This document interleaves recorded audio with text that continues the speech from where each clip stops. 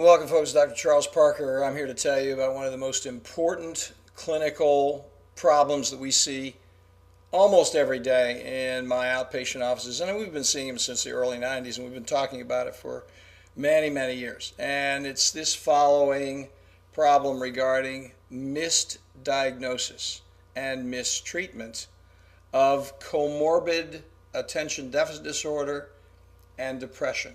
So I call it the basal ganglion seesaw. If a person has depression and ADD at the same time, and one of those halves is missed, it makes the whole problem much worse. And the person feels completely untreatable, like a treatment failure.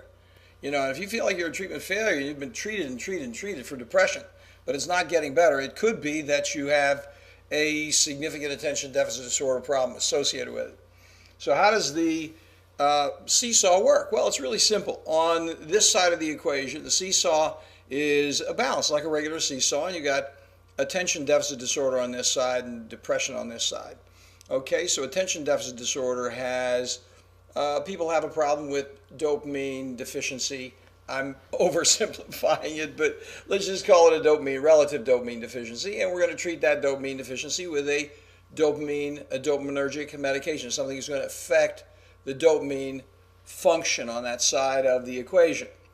And a person who has depression, many forms of depression, predominantly serotonergically related. So you're going to use a serotonin medication for depression. Now, if you miss one of those halves, here's what happens. So assume that a person has both problems going on, but one half of it's not recognized. So what happens is a smart pediatrician comes in and sees this child with attention deficit disorder, treats the dopamine side of the equation and pulls that dopamine up appropriately. What happens to the serotonin? It actually goes down. Well, what happens when serotonin, which is already compromised, goes down? Well, the child feels like they're completely depressed. They crash very hard in the afternoon, vigorously. And what happens then, the individual, most of the time the physician will try to change the dopamine product repeatedly and miss this side of the equation. Pediatricians are not trained on the depression side. Some of them are not trained on the attention deficit disorder side, but that's how the oversight occurs. Now, if you take the other side of the equation, what happens frequently with adult psychiatrists, not all of them, and this is not all pediatricians, but this is what happens. An individual who sees only part of it, say an adult psychiatrist sees only the depression, they get the serotonin correct, but they aren't really trained to recognize attention deficit problems. In fact, many of them just don't believe in attention deficit disorder, which is a whole other thing. So what happens is you get the serotonin treated, you get the dopamine come down. What happens when a person loses their executive function? You tell me. Bipolar illness. Yeah, it's not bipolar. It is half of the diagnosis is missed.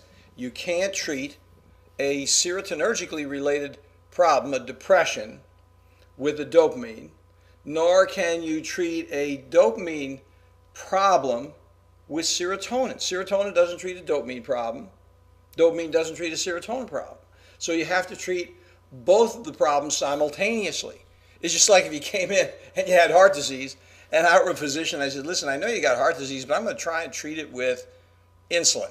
I'm going to give you some diabetic medication, and I'm going to cross my fingers and hope that it works for a heart disease. I don't think so. So what happens is we have two different disease states, really, for want of a better expression. One of them is dopaminergically related, one of them is serotonergically related, and we have to treat each one simultaneously, carefully, with very clear ideas of what we're doing on both sides of the equation. Very simple, very quick. Think about this. Don't treat depression with a stimulant. Don't treat ADD with a serotonergic antidepressant. It will not work. The person will get worse, and they will very likely be called, you guessed it, bipolar illness, and get a big dose of Depakote, which they don't deserve. So thanks for your attention. Talk to you later. Have a good one.